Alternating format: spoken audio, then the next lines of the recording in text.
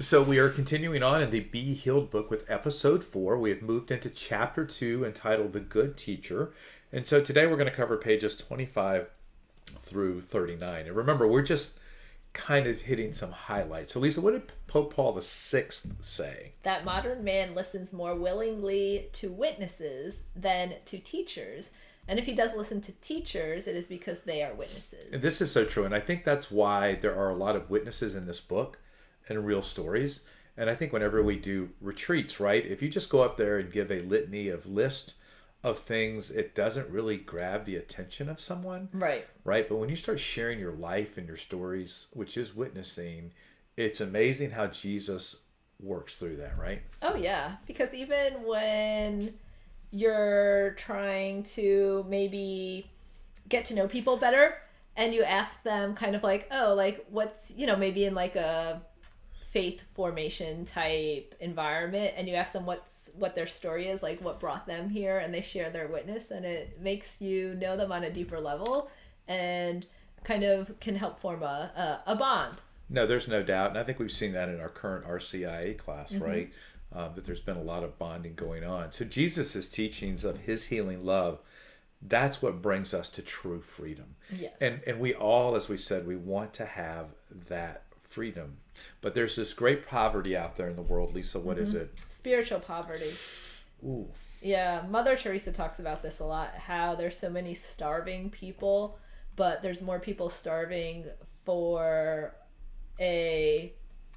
more people have a spiritual poverty than they do a food poverty. Do you think a lot of people don't even know they have a spiritual poverty? Yes. Yeah, so it's like being hungry and not knowing you're hungry. Meanwhile, your body is wasting away and getting skinny and you're getting weak and you don't even realize it. Because we can't see our soul, right? Right. It's a little different. Well, like all of Western society has a spiritual poverty for the most part, I would say. Yeah, and I think part of what it says in the book is that oftentimes if we can help others, right, it helps us to then care about ourselves. And in helping someone else, it reveals the face of Jesus in that person. Yes, and the teachers in our lives can impact us because actions have an effect on the people around us that help us to feel loved and cared for when it's a positive experience, but it can also lead us down a road of destruction if it's especially on impressionable people like kids. Yeah, and I think that the words that we choose and the way we present ourselves, I'm learning more and more as a deacon how easy it is to step on someone's toes or to agitate a wound that you did not know exists, even just out of harmless banter and things like that. Yeah. That it can open up a sensitivity in someone, trigger something that you never intended to trigger. It's also a sign for those people, right, of something that they probably need to deal with. Mm-hmm. Thoughts on that? Well, no, I think that sometimes that's how we realize what our wounds are when we react in a certain way, and then we're like, oh, that wasn't really the best way to deal with that situation. But it's just kind of a reaction just because of what we've been through in the past. So I think at least it's brought to, if you have enough of an awareness. That's the key. Yeah, because, a lot of people don't have an awareness, so they just feel the hurt and the wound, and there's really no progress. Yeah. Right? And so, that's why spiritual mentorship is so important.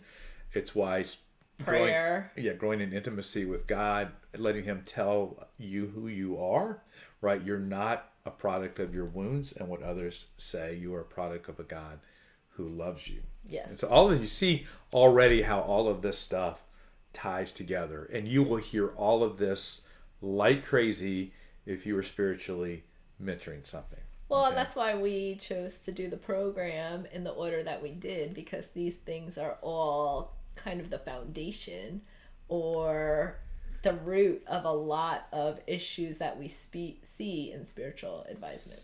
Yeah, it's important for us to know that we need Jesus because He knows our pain. He knows the depth of our pain, and He's willing to persist through the barriers that we may want to put up. He's the one who can set us free from the facades we create to kind of insulate our hearts and protect ourselves, because we're more often comfortable hiding behind achievements, judgment, pride, than loving Jesus recklessly. Yes, and then we have a fear of trusting others, a fear of being hurt, a fear of taking risks, a fear of opening up, and a fear of moving out of our comfort zones. Okay, so this is very interesting. A fear of opening up.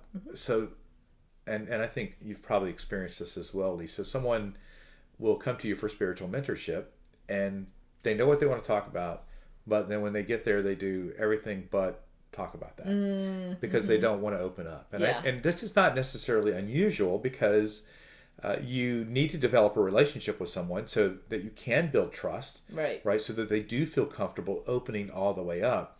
I think the other part of this, Lisa, that happens is that God will whisper to you what it is they're holding back sometimes. You'll be able to read between the lines as you get more comfortable doing this. Does that make sense? Yeah. So, safety zone, a safe zone, what does that mean? When people keep things at an intellectual level. Don't go into the heart. Right, now. and not allow others into their heart because of their own insecurity or their own feeling of feeling lost or doubt or their lack of being willing to be vulnerable. We seem to be having some very repetitive themes coming up here, Lisa, in case y'all haven't picked up on them. Yes. So I think the question is we want everyone to have a spiritual mentor. Are you doing that on a monthly basis? And are you opening up and getting down to the heart level? Right. How's that for a takeaway question? Very good. I'm Deacon My Dave. person Lisa. See you next time. Bye.